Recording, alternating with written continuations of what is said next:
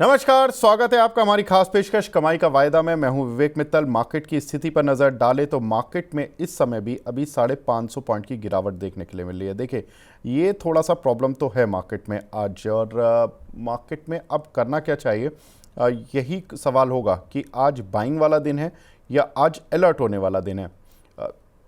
हमारे साथ खास मेहमान जुड़ चुके हैं। हमारे साथ जुड़े हैं Varun N Joshi ji, technical director हैं गोल्फी के। और हमारे साथ जुड़े हैं चॉइस ब्रोकिंग के VP Kunal Parar ji. Kunal ji, hi, good morning, good afternoon. Varun ji, आपका भी बहुत बहुत स्वागत है। कुणाल जी, ये बताएं सर, इस समय मार्केट में कर क्या रहे हो आप? क्लाइंट्स को क्या बोला है आज? गुड आफ्टरनून आप दोनों को। एंड मोस्टली लाइकली था कि ये लेवल आएंगे। 25,300 का लेवल जैसे ब्रेक हो रहा था, 25,000 के लेवल का एक्सपेक्टेशन था और हमने यही बोल के रखा था कि 25,000 आएगा। और 25,000 के नीचे अगर आज निफ्टी सस्टेन होती है तो 24,800 तक के भी लेवल आपको देखने को मिल सकते हैं। सो मोस्टली हमारा जो व्यू था वो सेल ऑन राइज और सेल का ही था। अगर 24,800 आता है तो आप फिर वहां से एक लॉन्ग पोजीशन बना के चल सकते हो, उसमें कोई दो राय नहीं है। सो व्यू हमारा सेल ऑन राइज का ही है जब तक 25,300 ये फ्यूचर के लेवल है। 25,300 के ऊपर जब तक फ्यूचर निफ्टी सस्टेन नहीं होती है तब तक। एंड 25,000 के नीचे आपको 200 पॉइंट की और गिरावट निफ्टी में देखने को मिल सकती है।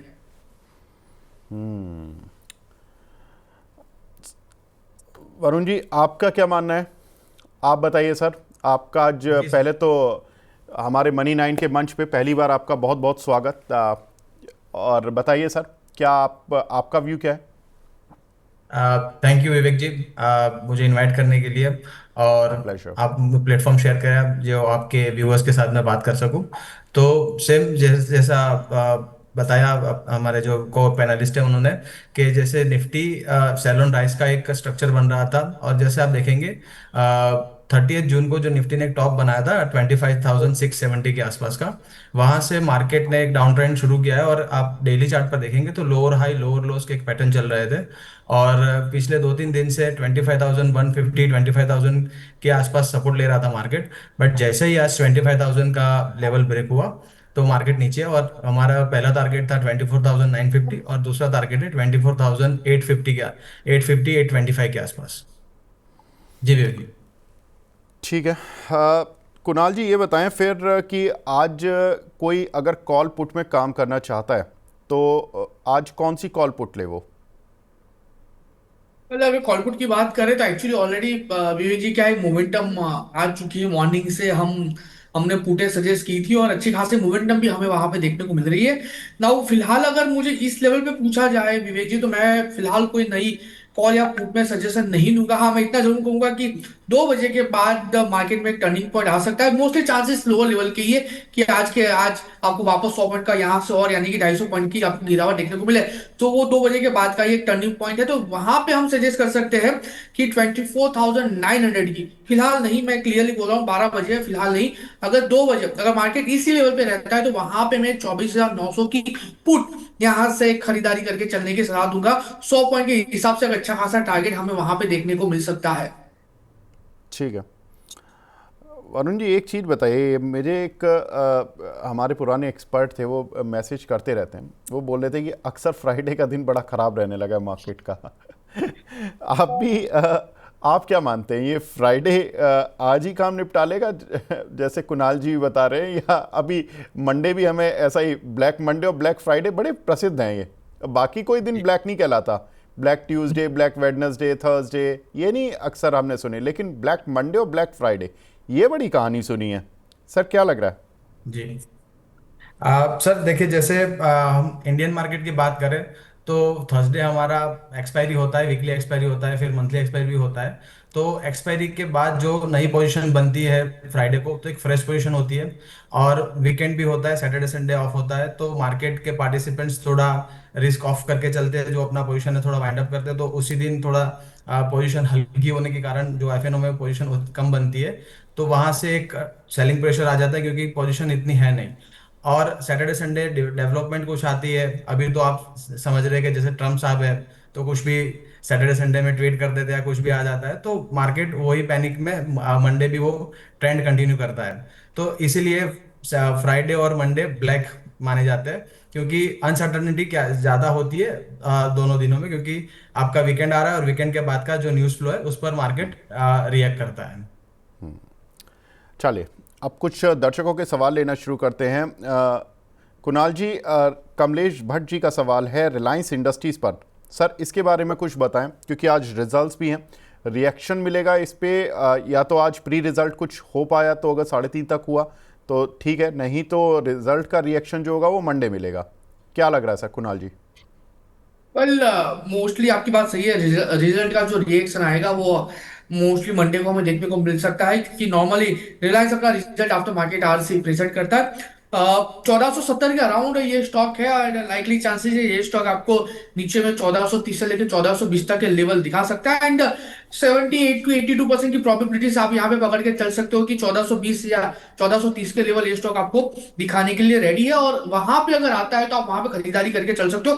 प्रेजेंट लेवल पे शॉर्ट करके चलने की सलाह मैं बिल्कुल नहीं दूंगा। रीजन बीइंग के रिस्क रिवॉर्ड फिलहाल प्रेजेंट लेवल पे उतना सही नहीं है। सो अगर 1430 1420 आता है तो वहां पे आप एक अच्छी खासी खरीदारी करके चल सकते हो, क्योंकि वहां से जो बाउंस बैक मिलेगा वो बाउंस बैक आपको 1500 से लेकर 1515 तक का मिल सकता है, यानी कि वहां पे एक परफेक्ट रिस्क रिवॉर्ड आपका मैच होगा। सो फिलहाल जो व्यू है बियरी साइड का, ये 1430 1420 आता है, आपको वहां पे खरीदारी करके जाना है।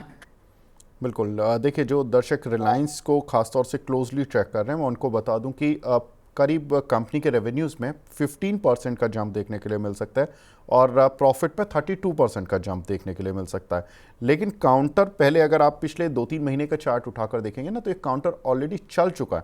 तो इस बार नतीजों से पहले उतना ज़्यादा एक्साइटमेंट है नहीं, क्योंकि ये प्रॉफिट बुकिंग वाले जोन में आ गया था 1530 से, और अब चूंकि ये थोड़ा सा सुस्त है, तो कुणाल जी ने कुछ लेवल्स आपको सजेस्ट कर दिए कि कहाँ पे आपको सपोर्ट दिख रहा है और कहाँ पे अगर ये रिजल्ट्स के बाद कुछ बाउंस लेता है तो कहाँ तक जा सकता है।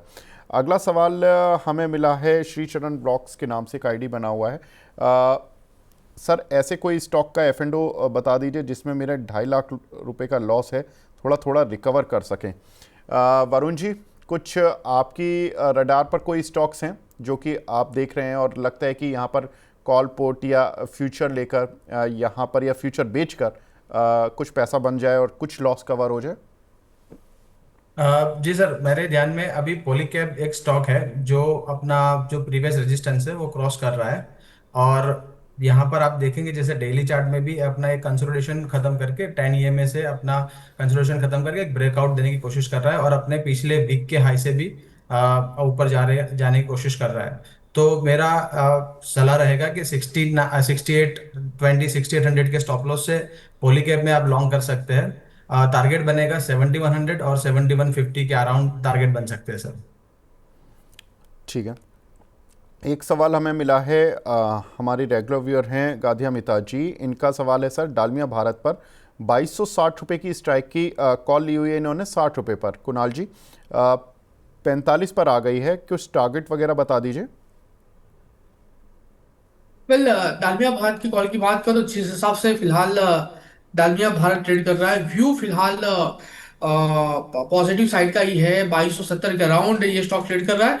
मुझे लग रहा है कि यहाँ से एक बाउंस बैक मिलके ये स्टॉक आपको 2250 2265 तक का लेवल दिखा सकता है। अगर वहां पे आता है तो एक बार एग्जिट करके चलने की सलाह है। जैसा मैंने पहले भी कहा है कि कॉल ऑप्शन अगर आप खरीदते हो तो ज्यादा से ज्यादा 2 दिन तक उसको आप वेट करके चलिए, उसके बाद आप उसको निकाल दीजिए, क्योंकि वहां पे ऐसे भी आपका, अगर आपका एसएल नहीं होता है लेकिन फिर भी प्रीमियम घिसना चालू हो जाता है, और इवेंचुअली आपका एसएल भी हिट होगा और कॉल जो है वो जीरो भी हो जाएगा। सो 2250 2265 तक के लेवल आपको दिखने को मिल सकते हैं। वहां पे प्लीज आप वहां पे आपका कॉल निकाल के एग्जिट करके चल सकते हो। ठीक है। गौरव तिवारी जी का सवाल है, पेट्रोनेट LNG। वरुण जी, 310 की स्ट्राइक की कॉल ली हुई है 6 रुपये पर, इस पे क्या करना चाहिए सर? जी सर। अभी सर जैसे मैं देख रहा हूँ पेट्रोट एनर्जी का चार्ट, तो एक साइडवेज जोन में चल रहा है। आप डेली पर देखेंगे या वीकली पर देखेंगे तो एक साइडवेज जोन में दिख रहा है, चल रहा है स्टॉक। और आप देखेंगे तो डेली चार्ट्स पर 200 एसएमएस है, उसने रिजेक्शन लिया है अपना स्टॉक ने। तो जैसे ही देख रहा है कि मार्केट जो साइडवेज होने के लिए, अगर आपका कॉल है उनका पेट्रोनेट का, तो अगर मार्केट के मोमेंटम होगा तभी चलेगा। और जैसे अभी कुणाल जी ने बताया कि अगर आपका ऑप्शंस में आपका कुछ बाइंग या आपने पुट साइड या कॉल साइड आपने बाई किया है तो डीके होना शुरू हो जाए। तो वीकेंड भी आगे है, अपना जो सैटरडे संडे और मार्केट क्लोज रहेगा। और अभी हाल फिलहाल स्टॉक में ऐसा कोई मोमेंटम नहीं लग रहा है। तो आई थिंक अगर आपका कोई एसएल है तो एसएल करके मेंटेन करना चाहिए, नहीं तो फिर एग्जिट ही स्ट्रेटेजी रहेगी, क्योंकि अभी स्टॉक के अंदर कोई खास मोमेंटम दिख नहीं रहा सर। दीपेश कोंडुल जी हैं, ये पूछ रहे हैं सर, डिलीवरी की कॉल भी चल के प्रॉफिट दे गई, अब कोई कॉल या पुट बता दीजिए। अरे इन्होंने पैसा बना लिया आज पिरामल फार्मा और डिलीवरी पर, दोनों पर बना लिया। कुणाल जी ये बताएं, कोई आपकी तरफ से कॉल पुट है क्या आज stock specific? Well, stock specific अगर कॉलपुट की बात करो, जिस हिसाब से फिलहाल ओवरऑल मोमेंटम देखने को मिल रही है, मैं कहूंगा कि यहाँ से एक बार टाटा स्टील के ऊपर फोकस करके चलना चाहिए, क्योंकि ओवरऑल मेटल काउंटर्स फिलहाल काफी पॉजिटिव साइड में है। बाउंस बैक यहाँ पे देखने को मिल रहा है। पर टाटा स्टील आप देखिए फिलहाल 162 163 के अराउंड ये स्टॉक अभी ट्रेड कर रहा है। तो मैं कहूंगा कि टाटा स्टील की 160 की जो कॉल ऑप्शन है, जो 4 रुपये 15 पैसे के अराउंड ट्रेड हो रही है, वहां पे खरीदारी करके चलने की सलाह है। नाउ आप टाटा स्टील का डेली चार्ट भी देखिए, अगर अच्छे खासे बाउंस बैक का एक्सपेक्टेशन यहाँ पे देखने को मिल रहा है। 4.10 के अराउंड है, आप 3 रुपया 10 पैसे के अराउंड ये कॉल खरीदारी करके चल सकते हो। टारगेट की बात करें तो जिस हिसाब से ये स्टॉक ये 160 का जो कॉल चल रहा है, अगर उसके टारगेट की बात करें तो सबसे पहला टारगेट आएगा 5 रुपया 80 पैसा, 5.8। एंड अगर वो जैसे ही ब्रेक होता है, आपको ऊपरी लेवल पे 7 रुपये तक के भी टारगेट देखने को मिल सकते हैं। तो बहुत ही बढ़िया रिस्क रिवॉर्ड है। 3 रुपया 10 पैसा के हिसाब से टाटा स्टील का 160 का कॉल ऑप्शन यहाँ पे खरीदारी करके चलने की सलाह है। 160 रुपये की स्ट्राइक की कॉल और 3 रुपये का स्टॉप लॉस बताया ना सर आपने, 3 रुपये 10 पैसे का? यस, 3 रुपया 10 पैसा। ठीक है, 3 रुपये 10 पैसे का स्टॉप लॉस लगाना है, बाय करना है। 4 रुपये 5 पैसे, 4 रुपये 15 पैसे चल रही है। टारगेट रखना है 5 रुपये 80 पैसे और 7 रुपये, ये दो टारगेट्स हैं। तो यहाँ पर टाटा स्टील की कॉल में बाय कर चल सकते हैं। ये काफ़ी इंपॉर्टेंट ट्रेड है। देखिए स्टील काउंटर्स में अगर आप देखेंगे तो रिजीलियंट है। लेकिन कुणाल जी एक चीज़ और, आप एक बार जेएसडब्ल्यू स्टील का स्ट्रक्चर और देखिए सर, क्योंकि मैं इसलिए बोल रहा हूँ कि आज ना जेएसडब्ल्यू स्टील के रिजल्ट्स हैं, और रिजल्ट्स वैसे तो उम्मीद है कि 132% प्रॉफिट बढ़ेगा, लेकिन अगर गलती से कुछ 19-20 हो गया तो एक्सीडेंट भी हो सकता फिर मेटल काउंटर पर। और अगर अच्छे आ गए तो डेफिनेटली ये टारगेट सीधा या तो टारगेट हिट करेगा या स्टॉप लॉस। अब ये बताएं सर, जेएसडब्ल्यू स्टील का स्ट्रक्चर और देख लें एक बार। वेल सर, जेएसडब्ल्यू स्टील के स्ट्रक्चर की बात करें तो देखिए, आप पिछले कई दिनों से स्टॉक एक साइडवेज मोमेंटम में ही ट्रेड कर रहा है। नीचे में 1020, ऊपरी लेवल पर 1060, यानी कि ये 40 पॉइंट की रेंज में ही स्टॉक ट्रेड कर रहा है। कोई खास ऐसी मोमेंटम हमें यहाँ पे देखने को नहीं मिल रही है। नो डाउट आपका जो कंसर्न है वो सही है, रिजल्ट के बेस पे हमें एक इम्पैक्ट आते हुए देखने को मिलती है। लेकिन आप देखिए रिजल्ट वाली जो इम्पैक्ट है उसका जो कोरिलेशन है ना, ये most of the time IT sectors में हमें ज्यादा देखने को मिलता है, बाकी के सेक्टर्स में और स्टॉक स्पेसिफिक, यानी कि एक पर्टिकुलर स्टॉक का रिजल्ट है तो उसकी इंपैक्ट दूसरे स्टॉक पे हमें बहुत कम देखने को मिल रही है। ये ज्यादा से ज्यादा पॉजिटिव कोरिलेशन हमें आईटी स्टॉक में सबसे ज्यादा देखने को मिल रहा है। सो बिना घबराए हमें टाटा स्टील की 160 की कॉल पे फोकस करके चलना चाहिए।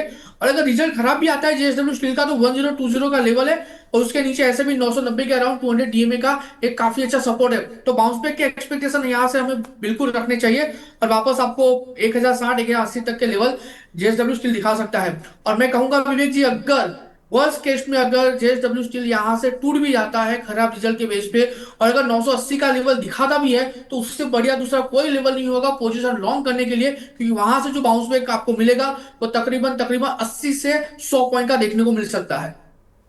ठीक है, चलिए ये तो बहुत बढ़िया बात है कि एक हमें लेवल मिल चुका है कि जेएसडब्ल्यू स्टील पर, कि अगर रिजल्ट्स में 19-20 आता है तो क्या करना है, और अगर बेहतरीन रिजल्ट आता है तो क्या करना है। Very interesting sir. Steel counter पर नज़र तो रहेगी, क्योंकि देखिए आईटी अपना काम कर चुका है, बैंकिंग अपना कुछ हद तक काम कर चुका है, एक्सिस बैंक ने और कुछ छोटे छोटे एक दो बैंक्स ने अपने रिजल्ट्स ऑलरेडी दे दिए हैं, तो उनका इम्पैक्ट हम बैंक निफ्टी और आईटी निफ्टी पर देख चुके हैं। अब बारी है रिलायंस की, जो कि ऑयल एंड गैस हिल आएगा, और मेटल की जो जेएसडब्ल्यू स्टील, जिससे कि इम्पैक्ट आएगा। मंडे का मार्केट बहुत डिसाइसिव होगा क्योंकि दो इंडेक्स और सेक्टोरल इंडेक्स आपके साथ ऐड हो जाएंगे। साबिया सईद जी का सवाल है टाटा कम्युनिकेशन पर। इन्होंने 1860 की स्ट्राइक की कॉल ली है। वरुण जी, इस पर क्या करें? सर, आज Tata communication despite the fact कि इनके 80% से ज़्यादा का प्रॉफिट गिरा था, लेकिन कुछ इनका हाई बेस इफेक्ट भी था जिसकी वजह से प्रॉफिट गिरता हुआ दिखाई दिया। काउंटर में आज अच्छी एक तेजी थी, मॉर्निंग के सेशन में देख रहा था। अभी क्या करें सर? कॉल अभी भी अब 42% बढ़ी हुई है इनकी, 1860 की स्ट्राइक। जी सर। विवेक जी, मैं बताना चाहूंगा कि टाटा कम्युनिकेशन के रिजल्ट आपने जैसे बताया अच्छे आए हैं और स्टॉक एक अच्छे मोमेंटम में आज खुला था। अभी हाई से काफी नीचे है, बट आप देखेंगे तो जैसे आप रिजल्ट्स के दौरान या कोई नया इवेंट होता है तो आपके जो कॉल एंड ऑप्शंस के जो प्रीमियम होते हैं आईवीज हाई होने की वजह से काफी ज्यादा बढ़ जाते हैं। तो आई थिंक एक इवेंट हो गया है, इवेंट पास आउट हो गया है, तो जो आईवीज है डाउन होना शुरू होगी। अगर स्टॉक यहाँ से मूव नहीं करता है तो कॉल एंड ऑप्शंस के जो प्रीमियम्स है वो काफी कम होना शुरू हो जाएंगे। तो यहाँ पर जो इन्वेस्टर है उनको अपना एक स्टॉप लॉस मान के चलना पड़ेगा। अगर टाटा कम्युनिकेशन का जो स्विंग हाई है, जो अपना लेटेस्ट स्विंग हाई था 1820 के आसपास का, अगर 1820 का आसपास का जो हाई क्रॉस करता है तो टाटा कम्युनिकेशंस के अंदर नया टारगेट बन रहा है 1880 और 1900 का टारगेट बन रहा है। और आपका स्टॉप लॉस रहेगा अराउंड 1720 का। ठीक है। एक सवाल हमें मिला है सर एचडीएफसी बैंक का और आईसीआईसीआई बैंक का। कुणाल जी, इनके जरा बताइए क्योंकि ये भी बहुत इंपॉर्टेंट है। कल इनके नतीजे आ रहे हैं दोनों के, एचडीएफसी बैंक और आईसीआईसीआई बैंक। मंडे का जो मार्केट होगा वो तीन इंडेक्स से मतलब ड्राइव होगा। एक तो ये एचडीएफसी बैंक और आईसीआईसीआई बैंक कर देंगे मूव। जो बैंक निफ्टी का एक्सिस बैंक ने आज मूड खराब किया है, बैंक निफ्टी सर आज का कल्प्रिट अगर कहा जाए, क्योंकि 560 पॉइंट यही गिरी हुई है। निफ्टी आईटी संभाल रही है, 19 पॉइंट प्लस है, लेकिन बैंक निफ्टी ने सारा मार्केट खराब किया हुआ है आज। क्या ये संभालने की स्थिति में है? मंडे को संभाल पाएंगे क्या ये दोनों? वेल, मोमेंटम तो और खराब लग रही है विवेक जी। मुझे लग रहा है कि ये दोनों स्टॉक, अगर रिजल्ट की बात छोड़ देते हैं, अगर रिजल्ट में अगर खराब आता है तो खराब तो और होना है। अगर सही आता है तो मोमेंटम आपकी स्टेबल हो जाएगी, ठीक है। यहाँ से बाउंस बैक के चांसेस फिलहाल कम है, जो लेवल हमने बताया उसके बेस पे ना। वो सबसे पहले आईसीआईसीआई बैंक की बात कर लेते हो। आज के दिन में तो ऑलरेडी काउंटर ने ब्रेकआउट दे दिया है, ब्रेकडाउन लेवल के नीचे ही स्टॉक ट्रेड कर रहा है। लाइकली चांसेस है ये स्टॉक आपको 1375 1350 तक के लेवल दिखा सकता है। एंड अगर रिजल्ट में कुछ भी ऊपर नीचे होता है तो ये वन वे रैली में आपको नीचे 1325 तक के भी लेवल दिखाने के लिए रेडी हो जाएगा। सो ऑलरेडी टेक्निकल के बेस पे ब्रेकडाउन मिला हुआ है, ये एक नेगेटिव पॉइंट हो गया। दूसरा नेगेटिव पॉइंट, अगर रिजल्ट में कुछ ऊपर नीचे आता है तो डबल मार्क स्टॉक पे पड़ेगी, और उसके बेस पे आज जो हम बैंक निफ्टी में 400-500 पॉइंट की गिरावट देख रहे हैं, ये आपको मंडे को और भी लोअर लेवल पे बैंक निफ्टी दिख सकती है। तो बैंक आईसीआईसीआई बैंक फिलहाल एक नेगेटिव जोन में ही है, नेगेटिव व्यू ही फिलहाल आईसीआईसीआई बैंक में बन रहा है। एचडीएफसी बैंक की बात करें तो यहाँ पे भी जो व्यू फिलहाल बन रहा है वो डाउन साइड का बन रहा है, क्योंकि पिछले कई दिनों से एचडीएफसी बैंक एक साइडवेज मोमेंटम में था और आज एचडीएफसी बैंक उस लोअर बैंड के नीचे ट्रेड कर रहा है। तो कहीं ना कहीं यहाँ पे भी एक नेगेटिव सेंटीमेंट क्रिएट हुआ है। मुझे लग रहा है कि यहाँ से ये स्टॉक आपको तकरीबन तकरीबन 50 पॉइंट का और गिरावट दिखा सकती है। तकरीबन तकरीबन 1920 तक के लेवल है जो एचडीएफसी बैंक हमें दिखाने के लिए रेडी है। सो अगर ये दोनों बैंक विवेक जी अगर गिरती है तो आप समझ सकते हो कि जो आज 400-500 पॉइंट की गिरावट हमें बैंक निफ्टी में देखने को मिली है, वो वापस और 400-500 पॉइंट की गिरावट हमें मंडे को भी देखने को मिल सकती है। तो व्यू फिलहाल टोटल ये दोनों बैंक को लेकर नेगेटिव साइड का ही है। सर, तो मतलब अगर ये दोनों काउंटर गिरे तो बचेगा तो बैंक निफ्टी नहीं मंडे को, और उसी लिए उस अगर बैंक निफ्टी नहीं बचेगा तो आपका निफ्टी का भी टारगेट अचीव हो जाएगा 24,800 वाला। और बैंक निफ्टी में फिर क्या लेवल लेकर चलें सर? वेल, बैंक निफ्टी में उस लेवल की बात करें, क्योंकि बैंक निफ्टी विवेक जी ऑलरेडी आज के दिन में ब्रेकडाउन दे दिया है। आप देखिए कि जो काफी अच्छा सपोर्ट था 56,600 के अराउंड का, 56,600 56,700, उसका ब्रेकडाउन आज के ही दिन में बैंक निफ्टी ने दिया हुआ है। तब यहां से जो व्यू बन रहा है विवेक जी, वो बन रहा है तकरीबन तकरीबन 56,000 से लेके 55,600, यानी कि यहां से आपको 800 पॉइंट की और गिरावट बैंक निफ्टी दिखा सकती है। एंड यस, एक यहाँ से रिस्क लेके जरूर से जाना चाहिए, क्योंकि हमने सुना है इश्क है तो रिस्क है, या तो रिस्क है तो इश्क है, ऐसा कुछ हमने सुना है। एंड जिस हिसाब से दोनों बैंक की बात करें, जो व्यू फिलहाल नेगेटिव साइड का है, तो मैं यहाँ पे एक पुट सजेस्ट जरूर से करूंगा 56,000 का, जो फिलहाल तकरीबन यहाँ पे ट्रेड हो रहा है। जस्ट पर मिनट में एक बार स्ट्राइक प्राइस निकाल लूं। हाँ, जो यहाँ पे तकरीबन अगर 389 के अराउंड ट्रेड कर रहा है, यहाँ पे एक बार खरीदारी करके चलने की सलाह है। कैरी फॉरवर्ड पोजीशन हम यहाँ पे मेंटेन करके चलने की सलाह है। 388 के अराउंड ये आज के दिन में ट्रेड हो रहा है, और लोअर लेवल पे जो हम यहाँ पे एसएल मेंटेन करके चलेंगे वो 300 का होगा। टारगेट की बात कर लेते हैं। जिस हिसाब से व्यू बन रहा है, मुझे लग रहा है कि आने वाले दिनों में, यानी कि मंडे ट्यूसडे को ही आपको पहला टारगेट 460 का दिखा सकता है, और 460 ब्रेक होता है तो वन वे डाउनसाइड की मोमेंटम है। बैंक निफ्टी में ये आपको 570 के भी लेवल दिखाने के लिए रेडी हो जाएगा। तो बैंक निफ्टी का 56,000 का पुट आप यहाँ पे इनिशिएट करके चल सकते हो। एक सवाल मिला है हमें L&T फाइनेंस पर, मनीष कौशिक जी का। वरुण जी ये बताएं कि L&T फाइनेंस, क्योंकि देखिए ये भी रिजल्ट सीजन का ही है, ये भी आज ही आई थिंक इसके रिजल्ट हैं। L&T फाइनेंस से क्या उम्मीदें लग रही हैं सर? क्योंकि हमने देखा कि NBFC रिलेटिवली थोड़ा बेटर प्लेस्ड इस बार इस क्वार्टर में करती हुई दिख रही थी। बैंकिंग थोड़े साइलेंट थे because of the rate cuts, क्योंकि इनको बेनिफिट शायद ज़्यादा मिलने फंडामेंटली। कैसा लग रहा है सर स्ट्रक्चर? जी सर, L&T फाइनेंस का मैं बात करूं विवेक जी, तो स्ट्रक्चर काफी स्ट्रांग है। आप देखेंगे तो जो उन्होंने जो अपना एक कंसोलिडेशन जोन था 180 185 के आसपास का, वो 185 का कंसोलिडेशन जोन मंथली चार्ट पर क्रॉस किया है, और मंथली का कैंडल एक बड़ा स्ट्रांग मोराबोजो आप बोल सकते हैं वो क्लोज दिया है। तो L&T फाइनेंस का चार्ट आप मंथली पर देखिए, वीकली पर एक अच्छा कंसोलिडेशन हो रहा है 2 वीक से, तो वहां पर भी एक स्ट्रांग चार्ट है। और डेली के आप देखेंगे तो डेली के आसपास भी अब 20 EMA से 24 EMA से सपोर्ट लेके आज पूरा इंगल्फिंग जैसा एक पैटर्न बनाया है अपना डेली चार्ट पर। तो वहां पर भी एक स्ट्रांग मोमेंटम दिख रहा है। और आप जैसे इंडिकेटर्स की बात करेंगे, जो मोमेंटम इंडिकेटर्स है डेली चार्ट पर, वो भी काफी सपोर्टिव है तीनों टाइम फ्रेम पर। जैसे आप हाईएस्ट टाइम फ्रेम की बात करें, मंथली, वीकली या डेली, तो यहाँ पर काफी स्ट्रक्चर स्ट्रांग है। अगर रिजल्ट्स में कुछ ऊपर नीचे आता है, या फिर मार्केट में कोई अपॉर्चुनिटी मिलती है अगर नीचे के साइड पर, तो आप जरूर ऐड कर सकते हैं L&T फाइनेंस। और जो ऐड करने का जो अगर अच्छा जोन है, तो मैं बोलूंगा 190 192 के आसपास अगर स्टॉक्स मिलता है आपको, तो वहां पर जरूर ऐड करिए। ये स्टॉक्स में आगे भी तेजी बनी रहेगी, मुझे ऐसा लग रहा है। एक हमारे जी दर्शक हैं भैया। वो, ठीक है, तो L&T फाइनेंस यहाँ पर स्ट्रक्चर ठीक है। एक हमारे दर्शक हैं वो HDB फाइनेंशियल पर पूछ रहे हैं। कुणाल जी, आज लग रहा है कि बैंकिंग और NBFCs पर थोड़ा सा ज़्यादा फोकस आ गया, और चलिए ठीक बात भी है, क्योंकि रिजल्ट सीजन चल रहा है, और इन HDB फाइनेंशियल ने अपने रिजल्ट्स भी दिए थे पोस्ट IPO लिस्टिंग, उसके बाद काउंटर टूटा भी। सर अभी आपका व्यू इस पे क्या करें? वेल विवेक जी, मेरा जो व्यू है फिलहाल यहाँ पे खरीदारी करके चलने का बनेगा, लेकिन पीस में खरीदारी करेंगे। लमसम यहाँ पे खरीदारी नहीं करके चलेंगे। तो विवेक जी, यहाँ पे थोड़ा सा आयरन ही देखिए ये पर्टिकुलर स्टॉक का। एक टाइम पे जहाँ पे ऑफ मार्केट में, यानी कि अनलिस्टेड स्टॉक में, जहाँ पे 1200 1300 के अराउंड ये स्टॉक ट्रेड हो रहा था, वहां पे ही कंपनी ने आके बोला कि हम 40% डिस्काउंट में ये स्टॉक देंगे, और ये 740 के अराउंड ये स्टॉक लिस्ट IPO लेके आया, और अच्छी खासी लिस्टिंग गेन भी हमें दिखाया। और आज के टाइम पे स्टॉक फिलहाल नियर टू IPO प्राइस ही ट्रेड कर रहा है, यानी कि जिन्होंने ऊपरी लेवल पे खरीदा लिस्टिंग के बाद, और जिन्होंने अनलिस्टेड सेल में भी खरीदा, दोनों बंदे आज लॉस में है। मैं कहूंगा कि फिलहाल स्टॉक 799 के अराउंड है। यहां से पीस में वापस पोजीशन इकट्ठा करके चलने की सलाह है।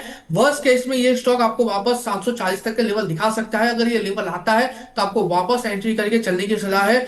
मुझे लग रहा है कि आने वाले टाइम में ये स्टॉक में अच्छा खासा बाउंस बैक देखने को मिल सकता है। कंपनी फंडामेंटली काफी अच्छी है, पेडिग्री काफी अच्छी है। आपको 880 900 का लेवल भी ये स्टॉक आने वाले दिनों में देखने को मिल सकते हैं, तो इसमें घबराने वाली बात नहीं है। बस यहां से एक बार पोजीशन ऐड करके चलने की सलाह है। 740 आता है तो वहां पे भी आपको पोजीशन ऐड करके चलने की सलाह रहेगी। ठीक है। एक दर्शक हैं हमारे नेशनल एल्यूमिनियम पर पूछ रहे हैं, नाल्को पर। देखिए नाल्को के भी जो रिजल्ट्स हैं YOY तो अच्छे एक्सपेक्टेड हैं, हालांकि अभी रिजल्ट्स की डेट नहीं आई है, लेकिन 85% तक का प्रॉफिट में जंप YOY बेसिस पर देखने के लिए मिलेगा, लेकिन Q-on-Q बेसिस पर डिक्लाइन भी देखने के लिए मिलेगा। वरुण जी, कैसा लग रहा है इस ये काउंटर का चार्ट स्ट्रक्चर आपको, और कैसे दिख रहे हैं डेटा पॉइंट्स? जी विवेक जी, नेशनल एल्यूमिनियम का चार्ट मैं अब देख रहा हूँ, तो आप देखेंगे तो डेली चार्ट पर 200 के नीचे 200 200 एसएम है उसके नीचे ट्रेड कर रहा है, लगातार वहां से रेजिस्टेंस फेस कर रहा है। बट अच्छी बात है कि जो क्रॉस ओवर है, जो शॉर्ट टर्म मूविंग एवरेज है, वो क्रॉस कर रही है।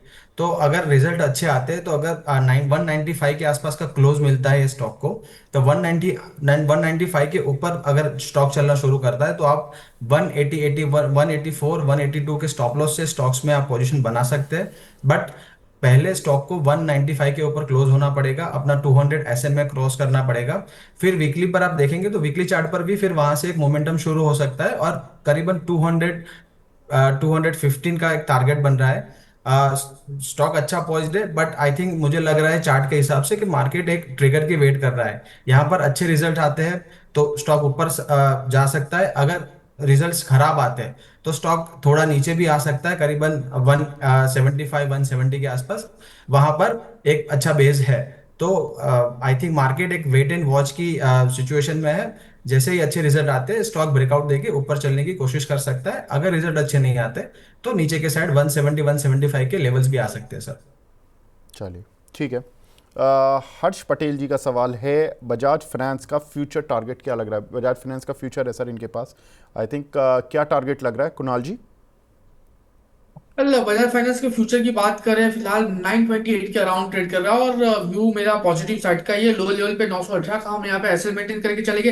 टारगेट की बात करें तो 940 का पहला टारगेट है, और 940 जैसे ही ब्रेक होता है आपको 955 का दूसरा टारगेट भी देखने को मिल सकता है। तो व्यू पॉजिटिव साइड का है, 918 के एसएल के साथ होल्ड करके चलने की सलाह है।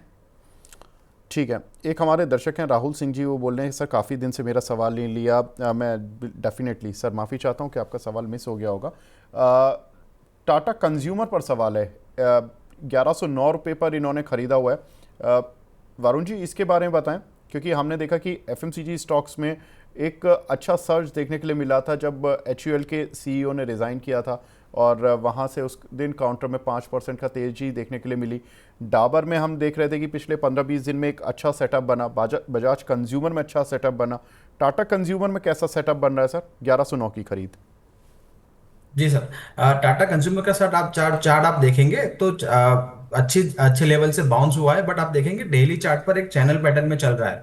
जब तक ये चैनल पैटर्न से ऊपर नहीं आता तो जो स्टॉक है उसके अंदर ब्रेकआउट अभी नहीं बन रहा है। बट आप जैसे बताया कि कंज्यूमर स्टॉक्स में अच्छी बाइंग है, और मंथली चार्ट पर भी अच्छा कंसोलिडेट कर रहा है। तो मेरी सलाह रहेगी कि अगर स्टॉक अगर 1105 के ऊपर ट्रेड करना शुरू होता है तो इसका अच्छा मोमेंटम बनेगा। और पहला मेरा टारगेट रहेगा 1125, और दूसरा टारगेट रहेगा 1140 के आसपास का। तो और नीचे का स्टॉप लॉस मैं आपको बताना चाहूंगा विवेक जी, 1080 के आसपास का एक स्टॉप लॉस भी रहेगा। तो अगर 1080 के नीचे ट्रेड करना शुरू होता है तो अगर ये स्टॉक्स के अंदर आप एग्जिट ले सकते हैं। नहीं तो यहाँ पर पोजीशन आप अभी होल्ड कर सकते हैं। 1105 के आसपास अगर क्लोज आती है तो वहां पर एक अच्छा मोमेंटम बनेगा, और 1125 और 1145 के एक आसपास का टारगेट बन सकता है। ठीक है। एक दर्शक हैं हमारे, इन्होंने एसबीआई की कॉल ली है, कुणाल जी 840 रुपये की स्ट्राइक की, 10,000 का लॉस हो रहा है, 8 रुपये 90 पैसे पर है, अब क्या करें सर? इसके जो क्यूआईपी आया था उसको तो बड़ा अच्छा रिस्पांस मिला था, काउंटर चला भी, 811 रुपये का फ्लोर प्राइस दिया इन्होंने, और 25,000 करोड़ रुपए का क्यूआईपी लेकर आ रहे थे, 75,000 करोड़ रुपए की बिड आ गई, उसके बाद ये लॉस क्यों दे रहा है? वेल सर, देखने जाए तो 575 के अराउंड ये स्टॉक ट्रेड कर कॉल ट्रेड करिए, 5 रुपये 80 पैसा के अराउंड है। एंड ऊपरी लेवल्स पे अच्छी खासी गिरावट हमें इस पर्टिकुलर कॉल में देखने को मिली। इतना ही नहीं है, एसबीआई भी फिलहाल 823 के अराउंड है, और लाइकली चांसेस है यहाँ से फर्दर गिरावट भी हमें देखने को मिल सकती है। जो व्यू हमारा बैंक निफ्टी में बन रहा है वो व्यू फिलहाल एसबीआई में भी यहाँ पे बन रहा है। मैं अगर एसबीआई के लेवल की बात करूँ तो जिस हिसाब से स्टॉक ट्रेड करे आने वाले दिनों में 810 तक के लेवल एसबीआई हमें दिखा सकता है, एंड वहीं पे काफी अच्छा सपोर्ट भी है। तो मेरा मानना है कि नो डाउट अभी आपको 10,000 का लॉस हो रहा है, लेकिन एग्जिट करना सही रहेगा, क्योंकि यहाँ से फर्दर गिरावट भी हमें इस पर्टिकुलर स्टॉक में देखने को मिल सकती है। 840 के कॉल में तो आपको वहां से और देखने को मिल सकती है। सो मेरा मानना है कि एक बार एग्जिट कर लो, वो सही रहेगा। ठीक है। तो एसबीआई, देखिए बैंक निफ्टी थोड़ा रिस्क में आ गई है ना, तो इसलिए थोड़ा सा मोमेंटम शिफ्ट हो गया, और ये मोमेंटम जो शिफ्ट हुआ है इसी की वजह से जो सेंटीमेंट और मोमेंटम होता है ना, ये मिलके कई बार अच्छी खासी न्यूज़ को भी ख़राब कर देते हैं। वही हुआ है एसबीआई के साथ। खाने पीने की बात भी हो रही थी एफएमसीजी पर, तो सर डिलीवरी वाला शेयर जो कि जोमेटो, इसको कैसे इग्नोर कर सकते हैं? जोमेटो पर सवाल आ भी गया। वरुण जी, कैसा लग रहा है जोमेटो? आई थिंक इसके रिजल्ट्स भी हैं नेक्स्ट वीक में। क्या लग रहा है सर स्ट्रक्चर पर? जी सर। विवेक जी, जोमेटो इटरनल जो अभी नाम चेंज हुआ है इटरनल, तो वहां पर जोमेटो ने ब्रेकआउट देने की कोशिश करी थी 265 के ऊपर। स्टॉक्स ने एक अच्छा क्लोज भी दिया था और 277.75 का एक स्विंग हाई भी लगा था, बट वहां से अचानक एक सेलिंग प्रेशर आ रहा है और अभी डेली के 24 ईएमए के नीचे मिल रहा है। तो मोमेंटम इंडिकेटर यहाँ पर थोड़े से नेगेटिव बन रहे हैं, बट अभी भी स्ट्रक्चर जो है वो पॉजिटिव है। तो मेरी सलाह रहेगी, अगर 250 252 के आसपास अगर जोमेटो का स्टॉक्स मिल रहा है तो वहां पर आप ऐड कर सकते हैं। अगर आपकी पोजीशन है, फ्रेश खरीदारी भी आप कर सकते हैं 250 के आसपास। मेरा छोटा सा स्टॉप लॉस रहेगा 245 243 के आसपास का। और अगर वहां से अगर अच्छे रिजल्ट आते हैं और स्टॉक चलना शुरू करता है तो वापस एक स्विंग हाई जो है 277 78 के आसपास आ सकता है और दूसरा टारगेट 285 के आसपास बन सकता है। मगर अभी हाल फिलहाल खरीद नहीं कर सकते क्योंकि अभी एक डाउन ट्रेंड में चल रहा है और 3 दिन से लगातार आप चौथा दिन आप देख लीजिए, 4 डे से यहाँ पर एक सेलिंग प्रेशर है। और 52 ईएमए जो है वो करीबन 246 250 के आसपास है, तो वहां पर एक स्टॉक अपना सपोर्ट ले सकता है, मुझे ऐसा लग रहा है। जी विवेक जी। एक हमारे दर्शक हैं, वो बोल रहे हैं कि सर मेरा सवाल नहीं ले रहे हो, मैं काफ़ी लॉस में हूँ, प्लीज़ ले लीजिए। सर मैं समझ सकता हूँ, लेकिन ये F&O शो है, इसमें मैं कैश के शेयर जनरली अवॉइड करता हूँ। लेकिन चलिए, अब आप लॉस में, मैं आपका सवाल ले रहा हूँ। वेस्कॉन इंजीनियरिंग, वरुण जी आप थोड़ा टेक्निकल इसका देख के बता दीजिए। सर 60 के भाव का लिया हुआ है इन्होंने, 5000 शेयर है, क्या करें? जी मैं देख लेता हूँ। वेस्कॉन इंजीनियरिंग बताया ना सर आपने? जी, 57.4 चल रहा है वेस्कॉन इंजीनियरिंग। जी इन्होंने 5000 शेयर जी लिए हुए जी। 60 के भाव के। जस्ट मिनट हुए कि चार्ट नहीं लूट, हाँ चार्ट आ गया है। तो जैसे वेस्कॉन इंजीनियरिंग का मैं चार्ट देख रहा हूँ तो सर एक डाउन ट्रेंड में था और अपना एक लोअर लेवल पर स्विंग हाई 31 के आसपास से स्टॉक रिवर्सल होना शुरू हुआ है और डेली चार्ट पर एक अच्छी पैटर्न बन रही है। हायर हायर लॉस के एक पैटर्न बन रहा है और काफी अच्छे स्ट्रक्चर के साथ ऊपर जा रहा है। तो जब तक स्टॉक अपना 48 के लेवल के आसपास है तब तक स्टॉक में तेजी बनी रहेगी। और वीकली चार्ट पर आप देखेंगे तो एक अच्छा बेस बना के स्टॉक ऊपर जा रहा है। तो वीकली चार्ट पर अगर थोड़ा सा लॉन्ग टर्म व्यू है तो 45 के आसपास का स्टॉप लॉस भी आप लगा सकते हैं। और नया टारगेट तो आगे बढ़ रहा है, तो स्टॉक एक रेजिस्टेंस था उसका, प्रीवियस रेजिस्टेंस करीबन 63 64 के आसपास, तो एक पहला टारगेट 64 के आसपास का बन रहा है। और वहां से अगर कंसोलिडेट करके जो स्टॉक ऊपर जा रहा है तो करीबन 80 के भी लेवल्स आ सकते हैं। तो अभी डेली चार्ट पर स्ट्रक्चर काफी पॉजिटिव है। थोड़ा सा लॉन्ग टर्म व्यू है तो आप 45 का स्टॉप स्टॉप लॉस लगाकर आप बने रह सकते हैं। अगर आपका शॉर्ट टर्म का व्यू है तो आप 48 का स्टॉप लॉस लगाकर यहाँ पर आप बने रह सकते हैं आपकी पोजीशन पर। जी विवेक जी। जी sir. Sir last question, Kunal ji, Tata Tech का सर इस काउंटर ने भी बड़ा धोखा दिया। रिजल्ट आए थे, रिजल्ट पे आईटी पिट रहा था, ये चल रहा था, और अब चूंकि आईटी थोड़ा संभला है, ये काउंटर पिट रहा है। सर इसमें 750 की कॉल हुई है हमारे एक दर्शक ने, स्वस्ति लाइफ के नाम से आईडी बना हुआ है इनका, क्या करें सर इसमें? वेल, सही कहा आपने। एक्चुअली ओवरऑल आईटी पैक चल रहा है, लेकिन पिछले 2 दिन से टाटा टेक में मोमेंटम नहीं है और 750 का जो कॉल है वो 4 रुपया 35 पैसे के अराउंड है। मैं कहूंगा कि एग्जिट मानना बहुत सही रहेगा, क्योंकि टाटा टेक वो ऐसा स्टॉक नहीं है जहां पे आपको एक हाई बीटा ट्रेडिंग देखने को मिले या तो पॉजिटिव डेल्टा देखने को मिले। ये स्टॉक एक लो बीटा स्टॉक है और यहाँ पे जो ट्रेडिंग होती है वो थोड़ी सी आराम से ट्रेडिंग होती है, यानी वो स्पॉट हमें नॉर्मली देखने को नहीं मिलता। सो मेरा व्यू फिलहाल 750 के कॉल ऑप्शन को लेके थोड़ा सा नेगेटिव साइड का है। मैं कहूंगा यहाँ से एग्जिट मानना सही रहेगा, क्योंकि टाटा टेक फिलहाल आने वाले दिनों में इसी लेवल पे ट्रेड करेगा। सो आपके ये कॉल में थीटा डी के आपको होना स्टार्ट हो जाएगा और यहाँ पे आपको लॉस भी कंटिन्यू हो सकता है। सो फिलहाल 750 का जो कॉल ऑप्शन है वहां से एग्जिट मार के चलने की सलाह रहेगी। ठीक है, तो काफ़ी कुछ सवाल हो गए हैं और काफ़ी सवाल रह गए हैं, लेकिन I would request to all my audience कि जो भी सवाल रह गए हैं, आप नेक्स्ट शो 1 बजे होगा, सुमित होंगे हमारे साथ, तो उसमें आप अपने सवाल पूछ लीजिएगा स्टॉक हेल्पलाइन में। तो फिलहाल इस शो को तो यहाँ पे विराम देने का समय आ गया है। वरुण जी, कुणाल जी, बहुत बहुत शुक्रिया हमसे जुड़ने के लिए, अपना प्रीशियस टाइम देने के लिए। Thank you. Thank you so much. Thank you. Thank you. तो कमाई का वायदा, इसको फिलहाल यहाँ पर एक ब्रेक देने का समय आ गया, लेकिन जो हमारे प्राइम मेंबर्स हैं, जो हमारे मेंबर्स हैं, उनके लिए एक स्टॉक हेल्पलाइन हम जो कि सैटरडे को जिसमें हम उनकी समस्याओं का निदान करने की कोशिश करते हैं, तो कल भी एक शो रहेगा और यानी कि सैटरडे को। तो सैटरडे को आप जो भी हमारे मनी 9 के मेंबर्स हैं जिन्होंने सब्सक्रिप्शन लिया हुआ है, उनके लिए एक प्राइम मेंबरशिप वालों के लिए एक शो रहेगा जिसमें कि हम स्टॉक हेल्पलाइन के ज़रिए आपको बताएंगे कि किस तरह से आपको अपने स्टॉक से जुड़े हुए सवालों के उत्तर मिलेंगे। और हमारे साथ एक खास मेहमान भी होंगे तो आपके उत्तर देने के लिए। बाकी जो इकोनॉमी और स्टैंडर्ड और वीआईपी प्लान्स हैं आपकी स्क्रीन पर हैं। अगर आप हमारी मेंबरशिप लेना चाहते हैं तो ये अलग अलग प्लान्स हैं, 179, 299 और 599 के। इसमें अलग अलग सर्विसेज हैं जिसमें कि 179 पर आपको 3 सर्विसेज मिलेंगी और पहली 3 सर्विस, और अगर आप 299 का लेते हैं तो आपको ऑलमोस्ट 3 सर्विसेज और ऐड हो जाएंगी। तो यहाँ पर market pulse, money 9 stock helpline और ट्रिपल शॉर्ट सेशन ये भी आपके साथ ऐड हो जाएंगे। और अगर आप 599 का प्लान लेते हैं तो आपके साथ सारी सर्विसेज जो लिखी हुई हैं उसमें ख़ास तौर से जो 2 इम्पॉर्टेंट सर्विसेज हैं, मेंबर्स क्वेरीज और पोर्टफोलियो एनालिसिस, और साथ ही कॉन्क्लेव और समिट जो भी हमारी मनी 9 की होगी उसमें आपको इनवाइट किया जाएगा। तो आप मेंबरशिप के प्लान के साथ जुड़ें और फ़ायदा उठाएं। तो फिलहाल इस कार्यक्रम को यहीं पे विराम देते हैं। नमस्कार।